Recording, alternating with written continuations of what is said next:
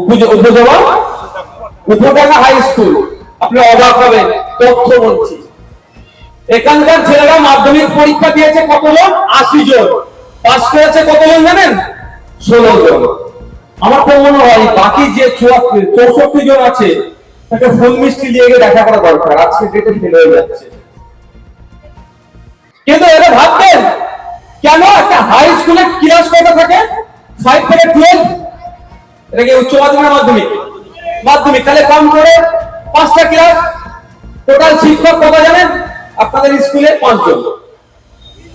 ও 3 জন আরো দিলে তাহলে বলুন, তাহলে 5টা ক্লাস হয় না একসাথে? তো এই অবস্থা 550 জন ছেলে নিয়ে পড়াশোনা করছে, মাত্র 3 জন টিচার দিয়ে হচ্ছে। এটা প্রশ্ন করুন না আপনারা। হাইস্ট নাম্বার পেয়েছে 238 স্কুল থেকে।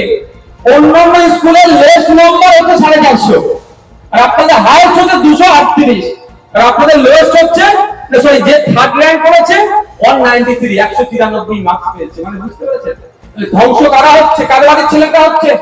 আপনার বাড়ির ছেলেটা। এটা মাথায় রাখবে, এটা মাথায় রাখবে। ধ্বংস আপনার বাড়ির ছেলেটা হচ্ছে। আপনার বাড়ির মেয়ে কি ধ্বংস হচ্ছে? তার পড়ালেখা এখান থেকে শেষ করছে কে?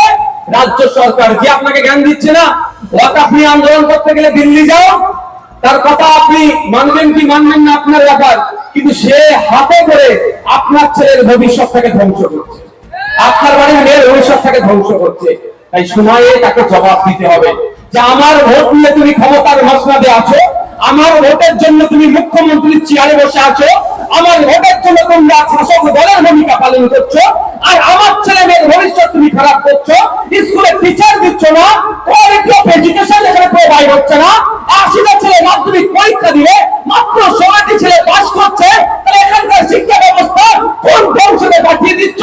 কিন্তু বাঁকুড়া জেলার শিক্ষা ব্যবস্থা, বাঁকুড়া জেলার পার্সেন্টেজ অন্যান্য জেলার থেকে অনেক এগিয়ে থাকার পরও কেবল পুলিশের এই প্রত্যন্ত গ্রামের ছেলে মেয়েরা পাস করতে পারবে না। একটাই হয়তো রাজ্য সরকারকে নিতে হবে। তাই এই উত্তর কিন্তু আগামী দিনে রাজনৈতিক ভাবে আপনাকে দিতে হবে। যদি না রাজনৈতিক ভাবে দিতে পারেন, তাহলে আগামী দিনে দেখবেন এত স্কুল থাকলেও 3টে টিচার আছে, তখন আর টিচার পাবেন না। এটা মাথায় রাখবেন। আমি অবাক হয়ে যাচ্ছি, এত বড় স্কুল 3টে টিচার। প্রতিটা কারণ মমতা ব্যানার্জি হচ্ছে, অভিষেক ব্যানার্জি হচ্ছে, এখানে কি চক্রবর্তী আছে, অরূপ চক্রবর্তী নাকি, অরূপ চক্রবর্তী সাহেবের হচ্ছে। ওসব ওদের ছেলে মেয়েদের সব প্রাইভেট স্কুলে পড়াচ্ছে, বাইরে পড়াচ্ছে, লন্ডনে, আমেরিকাতে, ফ্রান্সে, জার্মানিতে, জাপানে পড়াচ্ছে। আর আপনাদের ছেলে মেয়েদেরকে লাঠিয়াল বানাবার জন্য স্কুলগুলো থাকলেও তালা বন্ধ করে দিচ্ছে, অর্থাৎ টিচার দিচ্ছে না। কেন? আপনার ছেলে মেয়েরা যখন শিক্ষিত হয়ে যাবে, কোথায় যাবে? কলকাতায় যাবে পড়াশোনা করতে, আরো বেশি পড়াশোনা করবো, পার্শ্ববর্তী রাজ্যে চলে যাবে, দিল্লি চলে যাবে, বিদেশে চলে যাবে।